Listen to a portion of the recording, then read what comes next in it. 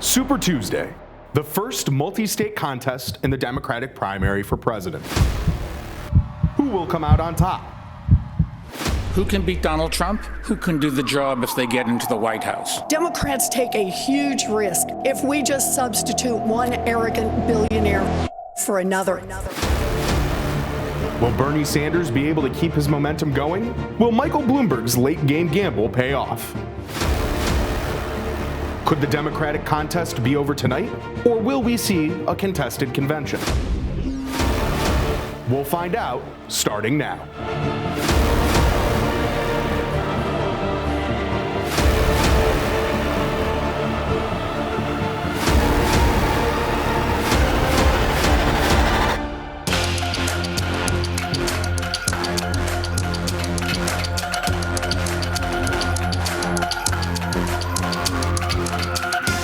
Everyone to Hill TV's live coverage of Super Tuesday. We, of course, have an amazing show planned for you tonight. Sorry, Sagar. Stole my line.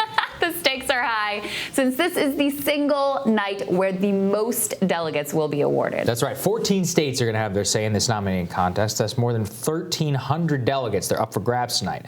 Of the 5 candidates left, who is going to emerge as the front runner as we barrel towards the general election? Indeed. The polls have closed in Alabama, in Arkansas, Maine, Massachusetts, North Carolina, Oklahoma, Vermont, Virginia, and in Tennessee just a little bit ago. Minnesota, Colorado, and parts of Texas have also closed.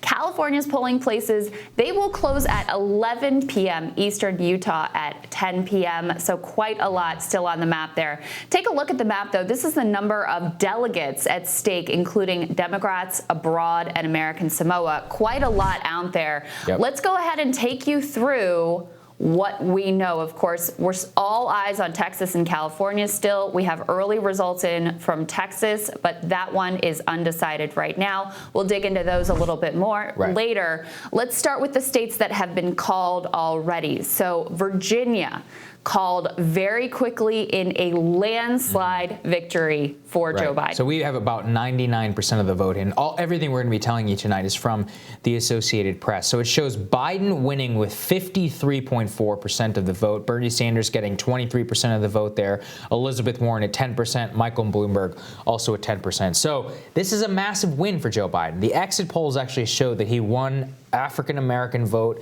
in Virginia by the same relative, like the 60% number that he won in South Carolina. Looks very much like South Carolina. And it looks very much like strategic voting was going on because we have to remember Bloomberg was doing quite well in Virginia. Right. This was a place where Warren seemed to appeal to quite a bit of the Northern Virginia demographic. Very true. All of that establishment coalescing, Pete Buttigieg dropping out. He was very popular up in Nova. And so this has made it so that Joe Biden really, was able to just completely consolidate and dominate in the vote. It looks like only him and Sanders will qualify for delegates there. Right. Going over the 15% threshold. Well, they have 99 delegates at stake. And interesting to note, so the way that the polls looked going into Virginia, Sanders was right around the mark that he ultimately ended up at.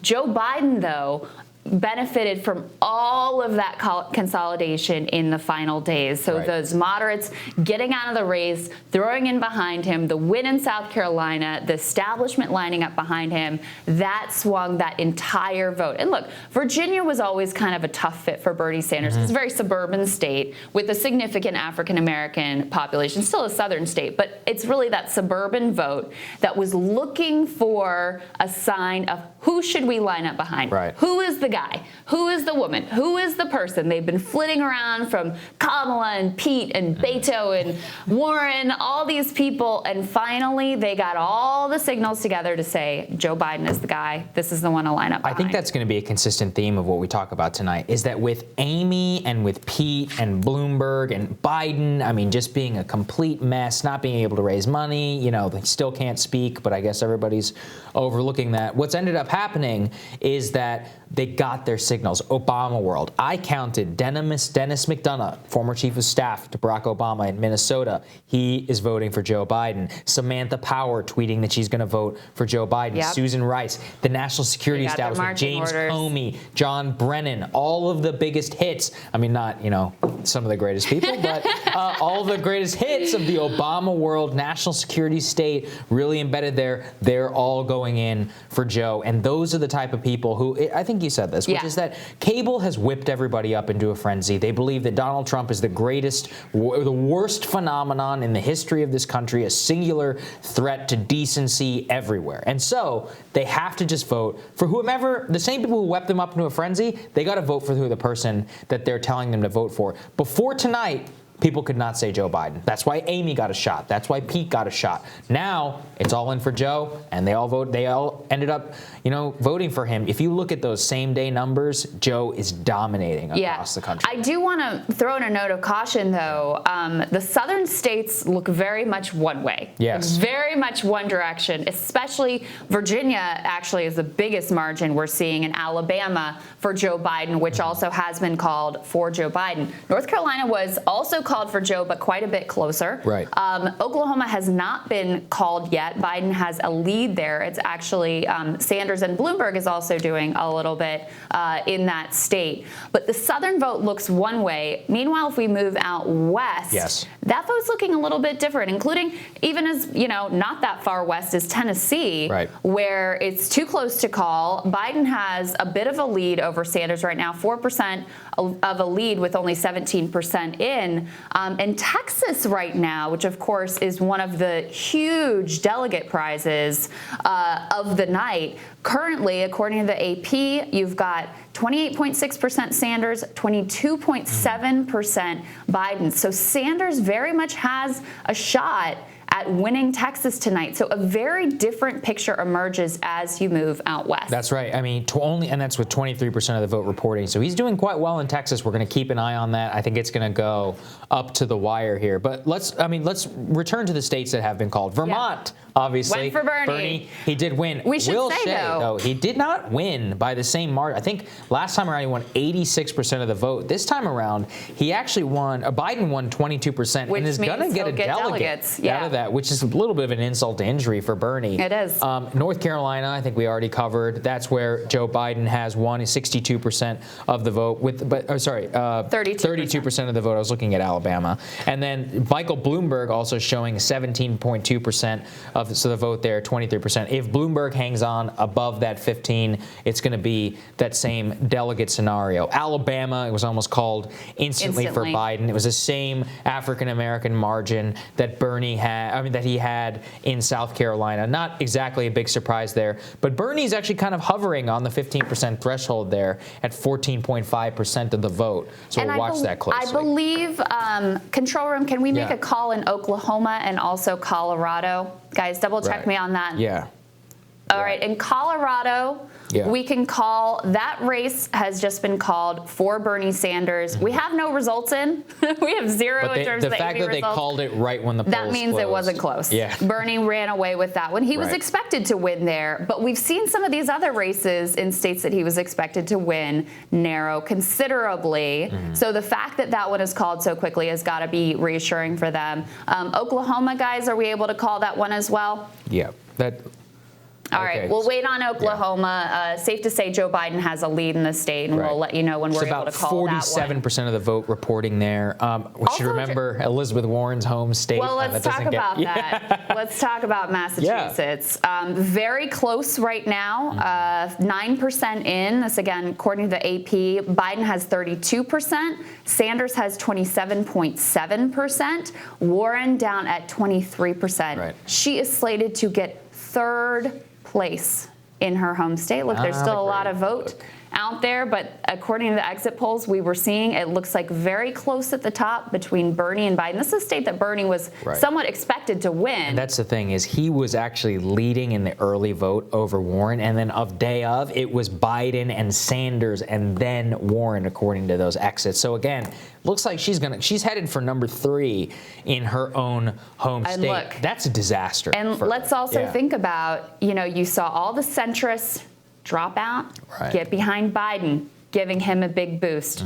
What would these early results look like if Warren had gotten out and endorsed Bernie in that Right. same way, with the progressives consolidating? Certainly he'd be heading to an easy win in Massachusetts. May have had a shot in a state like North Carolina, certainly would have been closer.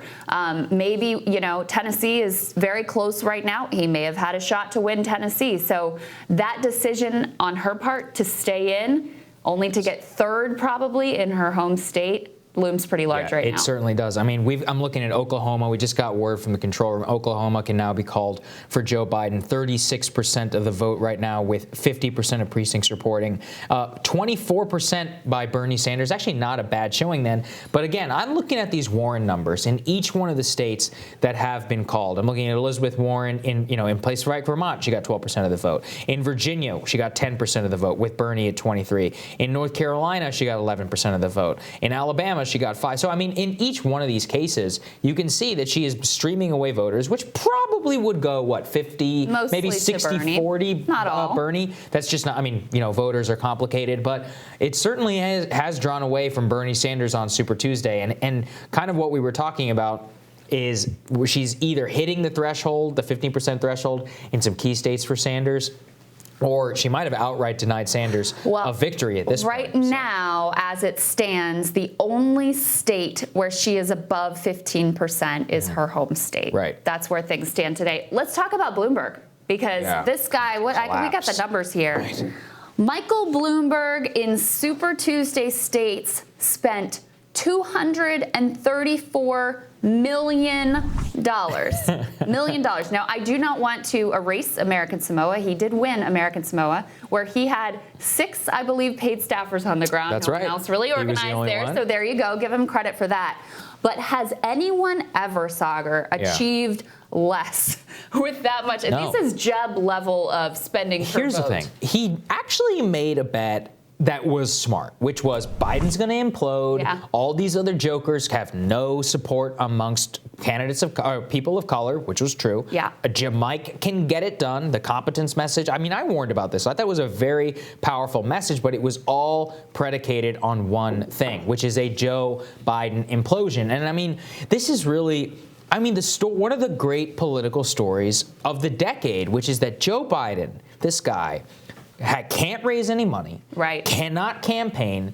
Disaster on the debate stage. His buddy Barack Obama says, "Good luck, I'm going to stay out of this." Basically leaves him out to dry, to die a terrible political death. Yeah. And then wins a state, which we all expected him to win. And now everybody just comes, endorses him. The establishment goes all in for him. The media goes all in for him, all in an effort to stop Sanders. It's one of the crazy. I mean, these people can't run a caucus, and they somehow coalesced in 36 hours. And look at the results. Well, it's stunning. And it is so interesting, because what have we been talking about on Reddit? People needing permission to vote for a candidate. And even though, Bernie Sanders gets the most votes in Iowa, wins New Hampshire, wins Nevada by Biden-level margins in South Carolina, comparable margins to what Biden level. Right. But the media and the establishment were so resistant to him. They never gave him. There was a moment where they thought maybe we should go along with this. Maybe this is the choice to make. And instead, they stood in opposition. Biden gives them the out. They line up behind him, and voters have then permission. This is the guy, right? If we need to beat Trump, this is the guy to get behind. I do want to say, though, those southern states are looking different than some of the states out west. So do not be too swayed by the early results, when we still have the biggest delegate prizes, which will determine how this night shapes up in terms of the delegate count out west in Texas and California. Exactly right. All right.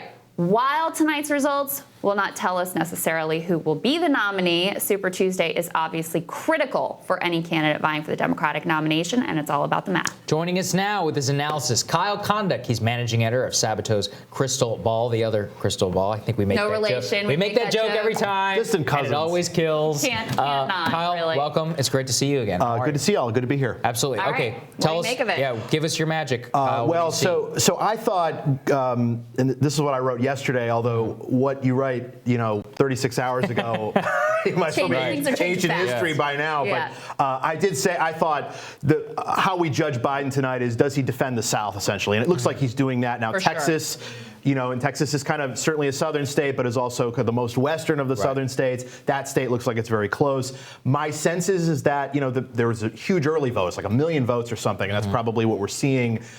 If, in fact, the same thing happened in Texas that's happened in other places in the Election Day vote, maybe Biden catches up as the night goes along, but who knows? Well, and let me just, while you're talking about Texas, just so viewers know, right now we've got 25% in Texas. It's a 228 delegates at stake there, so large delegate haul.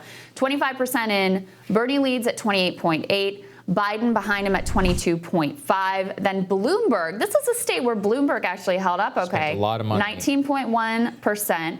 Warren at 13.3%. So Warren, still taking a decent chunk of the vote out there. Is there a raw vote total for Texas that's listed somewhere? Actually, if the control room can look that up for us. Let me look it up.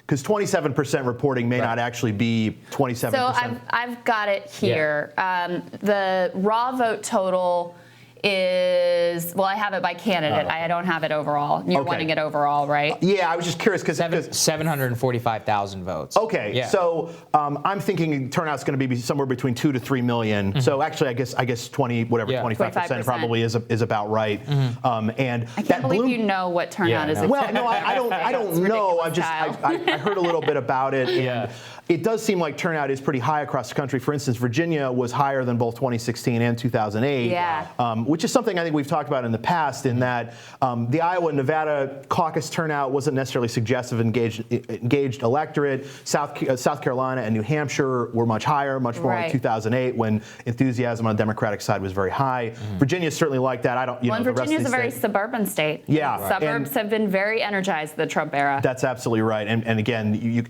Northern Virginia is sort of almost like the epicenter of that sort of feeling. So Texas is really close. I personally think if Sanders wins Texas, it's a big coup for him. I know he was leading polls and whatever, and I floated that on Twitter today, and people started yelling at me, "Oh, you're moving the goalposts, blah, blah, blah." No, I don't think so. I mean, I think that we've seen that Biden is very strong all over the South. And look, the map changes after tonight. It becomes more Midwestern and more Northeastern. One thing I think is very encouraging for Biden is it seems like he's doing okay in Maine. He's competing in Massachusetts. I'm very curious to see Minnesota. Obviously, Amy Klobuchar just got out. If Biden's putting up big numbers in those places too, not Virginia level numbers, but decent numbers, that will, I think that would reassure people who like Biden that he's maybe competing more nationally. And of course, we still got California, and that's going to take a long time. It's going to take quite a long time. Well, let's talk a little bit about California. And we have some exit polls from NBC News that we can put up that just give a sense of the overall electorate, across the country. First of all, you've got the age breakdown here. 13% only of the electorate between 18 and 29. That's, of course, the strongest demographic for Bernie Sanders. And really, the biggest, look, there is some racial divide between the Sanders and the Biden coalition, Biden being stronger with African Americans, Sanders being stronger with Latinos. The major divide is generational. So you see 13% in that 18 to 29, 23% 30 to 44, 35% 45 to 64, and 29% 65 plus. Kyle, let me just before we get into the racial breakdown and then the ideological breakdown, what do you make of those numbers? Do you know how those compare to other election years in terms of the age? My sense is as I was noticing people talk about the exit polls, is that the electorate might actually be slightly older than 2016, which I think may be suggestive that a lot of kind of usual general election older voters who maybe don't vote in primaries are coming out. I also think it's possible, again, particularly in your predictable places, the suburban Charlotte, suburban Raleigh, Northern Virginia, Hampton Roads, et cetera, that there are basically lapsed Republicans who are now voting in the Democratic primary because they don't like Trump. And that sort of transition has really helped move Virginia into being kind of more of a leans Democratic state, particularly in the Trump era. For sure. And that turnout, those kinds of folks coming out and being part of the Democratic Party, it changes the Democratic Party in ways that probably are not demographically favorable to Sanders, because some of those folks are voting for Sanders, but I think they're more disproportionately voting for someone like Biden. Right. And also, they might have been voting for Klobuchar or Buttigieg, and they don't have those options anymore. Right. And so they're all sort of consolidating to Biden and even away from Bloomberg and Warren. One of the things that I've heard other commentators mention is that sometimes the exit polls underestimate young voters because they tend to come out later. Is that a real thing, or is that just like a... Certainly could be, and the exit polls do get revised throughout the evening. One group that exit polls also tend to overstate are voters who have a four-year degree. And actually, sometimes exit polls will even overstate diversity in the electorate. That was, the early exit polls in 2016, for instance, and this I think was true in the 2004 election as well, made it seem like John Kerry was going to win in 2004, and also that Hillary Clinton was going to win in 2016. And I think that some of the kind of blue collar Republican vote didn't really get picked up. Maybe not as much of a factor here, although the white non-college group. And of course, there are many young people who fall into that category. Sure. That's a better group for Sanders, although according to the exit poll in Virginia, Biden won that group. I think Biden won every group. It was split in North Carolina, and in South Carolina on Saturday, even though Sanders got blown out, he did win that white non-college group. That is something I watched very closely, because that was always kind of Sanders' core argument about how he could beat Trump, is because that was the Obama-Trump voter, particularly in the Midwest. Let's talk about this also, which is that, and I've seen some speculation on this, like your take on this, is that Sanders' theory of the case is not working out, so to speak. They're like, he's not bringing in the new voters that he promised into the coalition. Young voters historically is down, and according to those exit polls, he hasn't been able to transform it, and that currently, as it stands, that lack of ability just means he's not going to be able to push up above the 30% threshold. Is there some truth to that in the exits that we're seeing today? Well, I will say that if Sanders' argument is that he's going to generate this incredible youth turnout, I don't think we see that from the numbers. I think turnout is good. It's just not necessarily good in demographics that are favorable to Sanders. Again, it's these white affluent suburbanites who are coming out. And again, Virginia is a state that is got a lot of those kinds of voters. Although I think it's also fair to note that if you go into Western Virginia, which is part of Appalachia, and Appalachia extends all the way from Western New York to Northern Alabama, Mississippi, so it's a big white working class region. It looks like Biden also carried a bunch of counties out there. Now he didn't do as well out there as he did statewide, but he still won pretty comfortably. One thing to note, because North Carolina, Biden also won, but it was a much closer margin. It was not the blowout that Virginia was. And one of the things that may be a big factor there is North Carolina has a much larger early vote. Yeah. Virginia has, you have to have an excuse to be able to cast your ballot early, which is no big deal. It's easy to do. Right. But it's a barrier for people, so there's a much less organized, smaller size early vote in Virginia. And that could have made a big difference between those two states. And that probably suggests that the lead that Biden has in North Carolina is probably going to grow as more of the early election day vote comes in. I totally agree with you. That's a great point about how Virginia is not a state that has heavy early voting. And, if you think about some of the states in the Northeast, like Massachusetts, I don't think has a whole lot of early voting. I could be wrong about that. I don't think so, though. A lot of the Northeastern states in particular don't have, even though they're liberal states, and you think of early voting as being kind of a liberal policy matter, a lot of those states don't have very robust early voting. One thing is, Kyle, out west, Colorado immediately got called for Bernie Sanders. only 11% of precincts reporting, but they almost immediately called it, which usually means it's a blowout. Is Colorado a portender for everything? What does the Democratic electorate look like out there, and what can we maybe extrapolate that for Utah and for California? Well, look, Colorado, there's a lot of course, diversity in the nation and diversity in the Democratic Party. In the South, the diversity is more African American generally, I guess outside of Florida, but Florida is. You could say it's heavily Hispanic, but it's also a different kind Cuban, of Hispanic than you'll see out west. And so, Nevada probably was a good predictor in some ways for Colorado. Those states will probably be suggestive for Arizona. Washington State votes next week. I think the Pacific Northwest is kind of a crunchy liberal, a place that you think Sanders might do well. And then California is kind of like that too.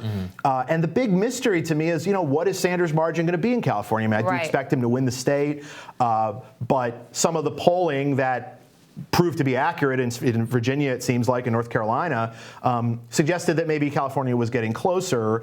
Now, I think helpfully for Sanders, he's probably got a lead banked out there with some of the early, with the heavy early voting. But the thing is and we've talked about this before, and a lot of people have mentioned it. It's probably going to be a disservice to Sanders that California's vote count takes so long. Yes. The votes come in late at night, and there is kind of a narrative thing. And look, we could see how sort of media coverage and changes in the environment can sort of move things. Right. And it's, if you could choose whether to have your victories in the East or in the West, you choose to have them in the East. East is good for the media narrative. Just for media narrative. Especially when it comes to let me also say, though, that the Democratic Party, the leadership, after Nevada, I think basically said, thought to itself, hey, we need to, start making the case against Sanders because we don't think he's going to be a good nominee. Now, whether they're right or wrong about that, who knows, really? And so I think that Democratic leaders, you started to see elected officials come out against Sanders, which we had seen previously, but it was more aggressive. And also Biden sort of generating strength going into South Carolina gave a lot of people someone to rally around. Right. Because Biden could have been that person a long time ago, but his performances were so weak. I'm very curious to know what sort of the negotiations or whatever for Buttigieg and Klobuchar to get out. Wouldn't you love to know? Yeah, this is remarkable. This is for the post-election books. We know that Obama gave Pete at least a call, and there was reporting that that he really sent out the signal. And you see the administration officials coming out one after another after another. But talk off also, Kyle. That Jim Clyburn endorsement. Yeah. And we saw in the exit polls in South Carolina that so many people made up their minds late, and 50% of voters said that endorsement was very important to them. I mean, can you think of another endorsement in history that had that sort of massive turn on the whole election on your head? I mean, many of these states, Joe Biden wasn't even going to get delegates in until this all happened. Yeah, and look, I think that Clyburn was just part of this bigger story about some of the elected officials coming out for Biden, and also, a lot of the Republicans in 2016, the leadership, didn't want Trump to be the nominee, okay? And yet they spoke out about it, and the Republican-based voters really don't like their own leadership. They said, screw it, we're going to go with Trump anyway. And hey, they ended up being basically right to do so in terms of winning the White House. Democrats seem more respectful of their leadership, I think, than Republicans are, rightly or wrongly. And the media. And they got the signal. However, it's not. This is just an argument. So an argument made by the leaders. The voters ultimately have to decide whether they value that argument or not, and it seems like a lot of them did. Right. I don't think that Sanders did himself much good between Nevada and South Carolina. Yeah. I think that something did happen in that critical period that obviously went wrong. Well, he had a chance to consolidate. Yes. He had a chance to be the person who, really came out and opened the doors. And the other thing is, they'd done a very good job before Iowa. They saw Biden as the number one threat. Right. And they made a case against him on war, the Iraq war vote, and on Social Security. That landed with voters, and that depressed his vote totals in Iowa. So part of why he had such a poor performance there.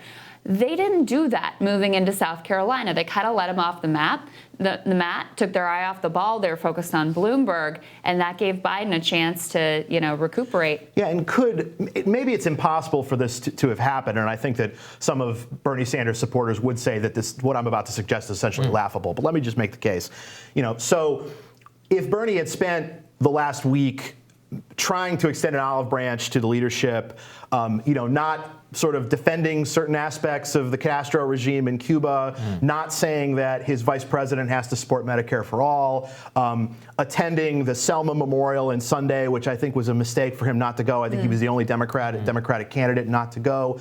All of these things, I don't know if any individually matters, but I think it reminded a lot of the Democratic leaders of why they don't like Sanders and why they think he'd be a bad nominee. I do think it's laughable. I hear the case, but there's no way any of these people were ever going to back Bernie Sanders. But I don't think he tried.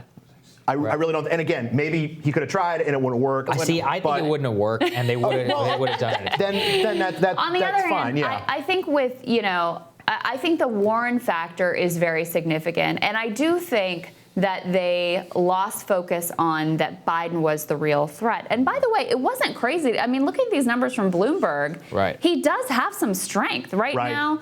24% in Colorado for Bloomberg, 20% in Arkansas for Bloomberg. He's doing way better than Elizabeth Warren is doing, for example. You know, it was interesting in that I don't think Sanders got a lot of, quote, momentum out of Nevada. And so maybe it was reasonable to think that, oh, well, Biden's not going to get momentum out of South Carolina, and that did not end up being true. Now, it was the victory. It was all this other stuff that we've been talking about. That said, I think there's also going to be a tendency tonight to say, oh, well, this thing's over with, you know, whatever. Right. And, you know, let's see what the delegate counts look like. I mean, again, I think most of our expectations were that Sanders would come out of tonight with a lead. He may not. And also, tonight, you know, tonight doesn't mean just tonight. Tonight means whatever the final count in California is, which is going to take weeks. And that's the ultimate number. Yeah. And I will say that Sanders has favorable states coming up. Like, I think Michigan is a state he definitely could win. He won it in 2016. Yeah, Washington State, I think, will be a great state for him. But you know, the worrying thing to me for Sanders, and the positive thing if you're Biden, is this, you know, these inroads in the North, because I think we knew, like, I had a pretty good sense yesterday, and again, all this stuff was very fast moving, so I'm not going to claim to be some sort of, you know, that I really knew what was going on, but it seemed pretty clear by yesterday that Biden had regenerated in the South. Yes. And that wasn't just polling and stuff, it was that South Carolina, the actual votes there tell us something about its neighbors too. Right. So, you know, that was a very positive thing for Biden. But again, this is not necessarily going to be decided in the South. Right. Yeah, my view is that Biden is doing very well, but the media will probably say, you know, they'll stretch it from like here all the way to there. The truth is somewhere right here in the middle. Yeah, and Texas Texas is, if Bernie can hold on in Texas, I think you're right, Kyle. That'll be a big deal for him. Yeah, I mean, look. If Sanders won Texas, he would have won California and Texas, two biggest states in the country, right? With the most delegates, and the two states that are demographically represent the future of the Democratic Party. So, so again, I mean, I know the delegate counts, and look, I think also, you know, I think as of a few days ago, Sanders could at least look at the South and say, well, at least I'm not going to get blown out there. And then it kind of seems like he is, not as badly as Clinton in 2016. And, you know, we should say Virginia really set the narrative for the South. The rest of the South is not a blowout. No, it's not. The way that Virginia, the rest of the South is kind of like what I would have expected Bernie and Biden to do in the South. Your analysis is amazing. You're going to come back and join us. You're coming back, Kyle. Absolutely. Kyle, you're the greatest. We can't let you leave. Thank you. Whether it's superdelegates or the traditional sort tonight and all contests going forward, it is all about the delegates. Here's a little more explanation of just what that means. Well, Super Tuesday is critically important. It is hard to overstate just how critical Super Tuesday is going to be to the Democratic primary. Prior to Super Tuesday, there's only 4 states that have held contests. You have a very small number of delegates selected to the Democratic National Convention. On Super Tuesday, there will be hundreds. With 14 states determining their nominee, with almost 1,400 delegates being allotted, after Super Tuesday, 40% of all delegates in this race will have been assigned.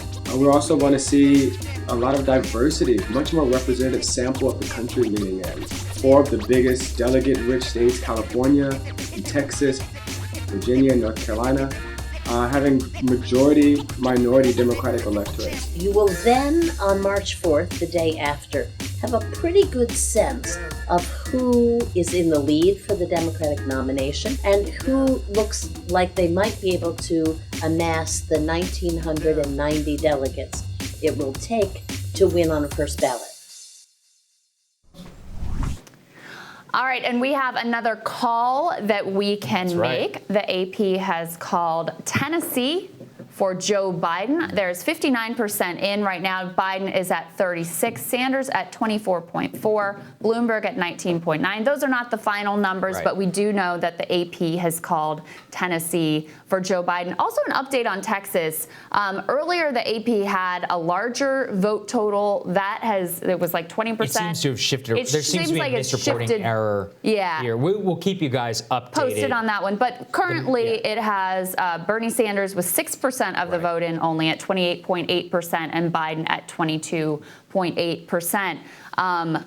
It is incredible the way that this race has shifted dramatically. Shifted in days, with the establishment putting out the call for Joe Biden and the Democratic primary electorate that has been looking for who's the person, right? Who's the one we're supposed to get behind to defeat Donald Trump? They've forgotten about all the incoherent debate performances. They've forgotten about all the weaknesses that led him to finish so poorly so early on. It's and they amazing. are lining up behind Joe Biden. It's like Obama and that whole world just put their thumbs on the scale this time around. They said, forget it. It doesn't matter what the previous year of looking at Joe Biden has showed us. We're going all in. And people listened. I mean, I'm looking at this Massachusetts number. This is the craziest thing. Only 25% of the vote reporting. But Biden is currently beating Bernie Sanders and Elizabeth Warren, 33%. And the exit polls we got out of Massachusetts showed that same-day voters were going for Biden. So, I mean, something is going on. Very close. And that is a state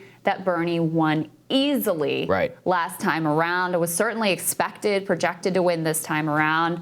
AP has him leading slightly. But that one, is too close to call right now. And the fact that Biden is even in play there is astonishing. Now, on the other hand, I do want to say, and this is what Kyle was saying, which I think is an important point, people are going to act like, oh, it's game over, et cetera, et cetera. First of all, California is the biggest delegate prize. We have to see how those numbers shake out. The fact that Colorado came in very strongly for Bernie Sanders, called immediately, has to be a positive sign for them, looking out to California, a state where they have natural strength, where they've spent a lot of money organizing, and where there's a strong Latino population. So maybe that's a positive indication there. If they can pick up a lot of delegates in that state and then basically have the night be a wash in terms of delegates, well, then you're down to this head-to-head battle, and you have a chance to remind voters of the reason why they were nervous about backing Biden in the first place. That's right. One piece of analysis I think is really astute is that the establishment went all in on the day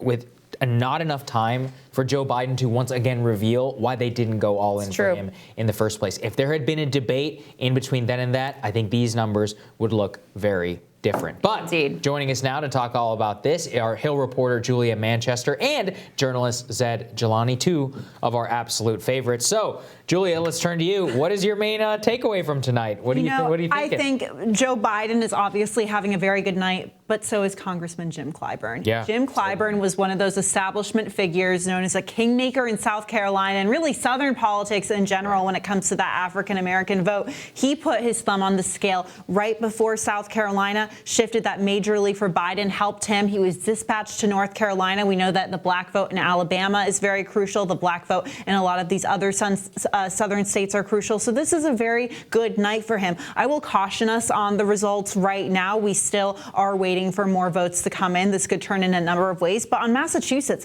I was so surprised at that as well, because we saw that in New Hampshire, obviously, Bernie Sanders won that state, being from a fellow New England senator. But I think Biden is probably honing in on the fact that Massachusetts is more diverse than a lot of these. I think that's right. Zed, I know that you were watching the Bernie campaign in Virginia very closely. They got absolutely blown out of the water there. What happened in your estimation? Yeah, so Virginia is actually where I live, so I spent a lot of time kind of observing what was happening there. One thing is I don't think they necessarily thought they would have a chance of a victory there. They didn't open a field office until something like 2 weeks ago. The person they brought in had never really done any Virginia politics. I had talked to them actually personally. They didn't know a lot of the progressive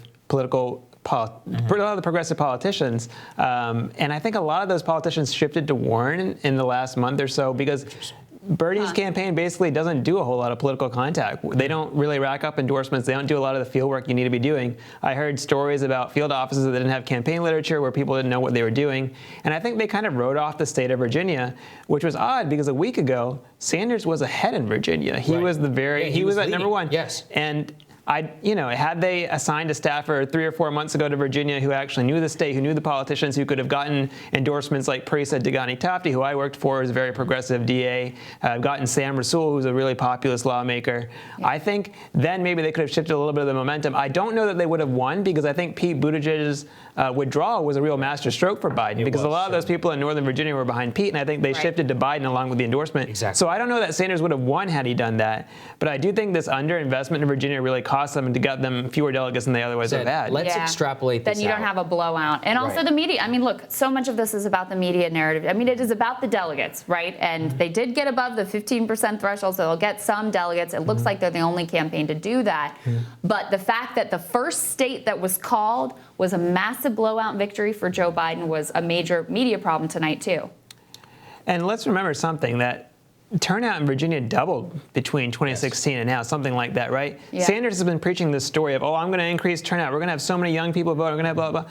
The people who are increasing turnout right now are Joe Biden. Joe Biden increased turnout in South Carolina. Joe Biden increased turnout in Virginia. A lot of Sanders' story is collapsing right now. And the question is... What do you make of that? Why do you think that is? Look, I went to a Sanders rally in Springfield, Virginia. There was one speaker who didn't even mention Bernie Sanders. They just kept talking about their strike against Safeway that they were planning. Another speaker, Lee Carter, is very verbose, very charismatic. I really like him. We've had him on the show, yeah. But he kept talking about being a socialist. He mentioned he was the only socialist in the Virginia House. Well, if you're the only one, maybe it's not that popular. Maybe it's not the right thing to mention in Springfield, Virginia, Northern Virginia, or in rural Virginia, right? So I think their campaign between Nevada and South Carolina should have retooled and reshifted towards saying, I'm the unity guy, I'm the front runner, I want to welcome you all on board, instead of kind of doubling down on a lot of the, I'm the underdog radical revolutionary. Julia, let's talk about this, because something went wrong in between Nevada and in South Carolina. And I'm not entirely sure that we know what exactly that is, because at the same time, we talked about this, Kyle Kondik.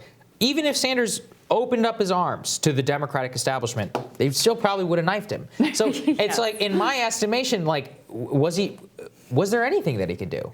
I don't know how to answer that question right now. I'm just thinking in real time. I think a lot of this was also, look, we were headed into a state, South Carolina, that the Sanders campaign, I think, knew they likely weren't going to win. I mean, on that primary night, he was in Virginia, for example. So I think that tells you a lot about how they felt about Northern California. That was not always the case. Yeah. I mean, when they really invested a lot in the state. Because they knew this. They knew that they needed to do better with African-American voters. And they knew if they were able to win in South Carolina, it would have been game over. I mean, that would have been it if they could have won in South Carolina. And so, look, let's remember what unfolded the week after Nevada. You had that debate where everyone piled on Bernie Sanders. I think Seth is right. I think that they should have shifted at that point, the rhetoric, the messaging, et cetera. I'm not sure how much it would have made a difference, because these people, I don't care how nice you are to them, they were never going to come over to Bernie. So that was never going to happen, right?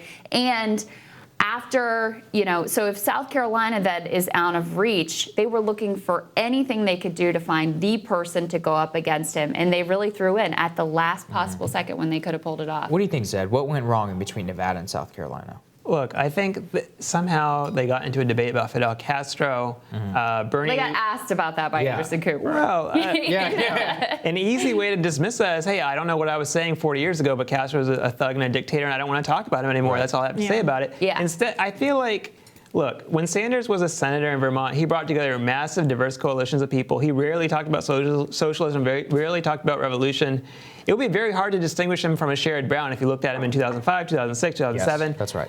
I think that now Bernie is just leaning way too hard into I'm always the underdog, I'm always fighting the establishment. A lot of these Southern African-American voters, they like the establishment. The Democratic Party is all they've ever had. It's their only entry point to politics. And yes, we all intellectually know the problems with that establishment, but you can't win over a lot of those loyal voters by railing against that. I mean, they were running ads in South Carolina attacking Wall Street, putting up Lloyd, Blankfein, and Jamie Dimon. I was thinking, if I'm in South Carolina, I don't even know who those people are. Right. I literally don't understand why they were campaigning about the Iraq War, about Wall Street, and things in this year. They aren't current to what's happening right now. Well, and that can and your loyal base of young people will be with you when you do that. And I think a lot of Nevada explains that there were tons of young people voting in Nevada.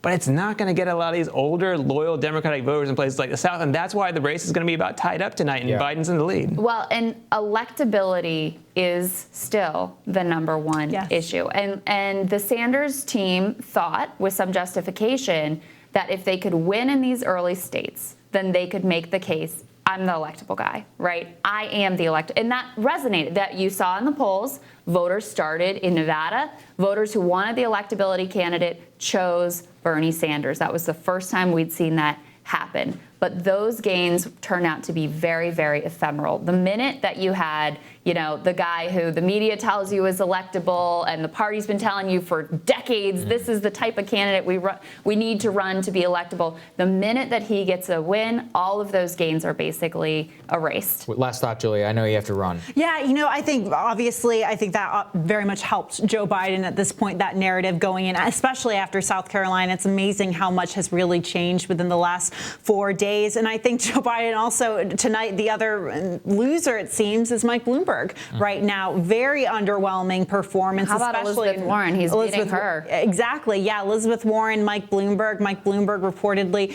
going to reassess his campaign tomorrow, trying to confirm that. But oh, really? I just saw that news over right. So. All right, Julia, I know we have to say goodbye to you. Do we get to keep Zed? Does Zed get to hang out? Zed all right, we get to keep Zed. But first, Sagar and I are going to talk for a minute so that Julia can get unmiked, walk around the backside of the camera. This is the magic. So we'll give you a little bit of an update on where we are in terms of the states that have not been called yet. Let's take a look. Maine and Massachusetts. These two are very close now. Yeah, I mean, Biden has a bit of a lead in Massachusetts. 33.6%, Sanders at 28.4%, Warren down in third at 20%. That's with 28% of the vote in. So Biden with a bit of an edge there right now, but has not been called. Maine is essentially tied right now with 32% of the vote in. You've got 34.3% for Joe Biden, 34.3% for Sanders, and Warren is in third, right around that delegate threshold. She is at 15.1% right now, Sagar. It's certainly interesting because, and the other thing is, Texas is reporting very slowly. It's only moved from 6 to 7% Get your state from the to get their Associated act Press. together, please. Listen, these people have always had problems. We used to have a primary and a caucus, so I will spare you all of that. But let's bring Zed Jelani back in now that Julia's been gracefully unmiked. Zed, I mean, one of the things, I think the core theme that we're trying to talk about here is something went right for Biden, something went wrong for Sanders. Now, what went right for Biden? Why is it that, do you think, you have great insight on this, why is it that regular Democratic voters are able to take their cue from the establishment like that, fall in line, and vote, frankly, in numbers that I don't think any of us really expected? I mean, the fact that Joe Biden is leading the state of Massachusetts right now with 30% of precincts reporting, that's remarkable. There's no other way to describe that. Look, I was born in Georgia. I've lived for the past 10 years in Virginia. Southern Democrats is one thing I know, right? Yeah. I don't think Southern Democrats feel like they're in the position to be waging ideological warfare. They don't feel like they're fighting the Democratic establishment. They don't feel like they're about single payer, $15 minimum wage. What they've been under is like a hegemonic kind of Republican rule for a very long time. A Republican rule that makes it harder for them to vote, that refused to expand Medicaid, that's been kind of dragged back into the 1980s and hasn't barely moved, except with a few exceptions like Ron DeSantis in Florida as being a little interesting, a little more populist. So I think a lot of those Democrats are just looking at that situation and say, hey, we're not ready for a Bernie Sanders. And Bernie Sanders' message to those people was, hey, I'm going to run ads in South Carolina about legalizing marijuana. Right. And when I saw that ad, I was just like, have any of the people who run this ad ever lived in the state of South Carolina or anywhere in the South? Yeah. This isn't a region that's getting ready to take on Wall Street and legalize marijuana. Run that ad in Oregon, in Colorado, or states that are near legalizing marijuana. But don't run that ad in South Carolina. And I think a lot of this is comes down to the fact that I just don't think Sanders calibrates that well, whereas Biden was always counting on this region. It always had the people who were most loyal to the Democratic brand, who really thought Obama was a game-changing president for their lives, and associated Biden with that presidency. And at the same time, Sanders has not run one negative ad about Biden anywhere in America on the TV airwaves. So why do people have any reason to run away from him? I think we have a call we can make. Control room, can you double check for me that Minnesota has been called so that we can make that call as well? All right, so Minnesota, another stunner here, Zed, called for Joe Biden. 20% in. This one is, fairly close right now with 20% in. Biden at 36, Bernie at 32. That Amy Klobuchar endorsement has paid off for Joe Biden in the state of Minnesota. That's a big deal, Zed. I mean, this is a state where Klobuchar's own tracking polls had Sanders at number 2 to her, and it looks like that same day vote just went. That Klobuchar vote transferred right over to Joe Biden.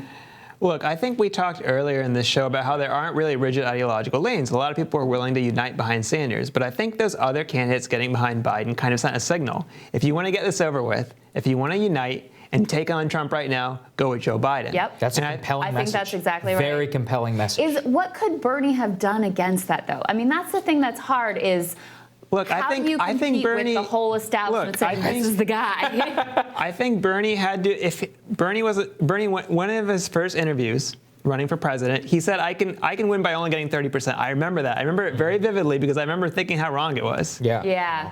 The Democratic Party is not going to let somebody win with only 30% of the vote. Democratic establishment, much more powerful than the Republican establishment, maybe not to the benefit of some people. Because they have a popular head, Barack Obama, that the Republican Party did not have. And more trust, frankly, I think, among the voters. And, someone in Joe Biden who, look, he's flawed. We've covered all the flaws. But he's liked.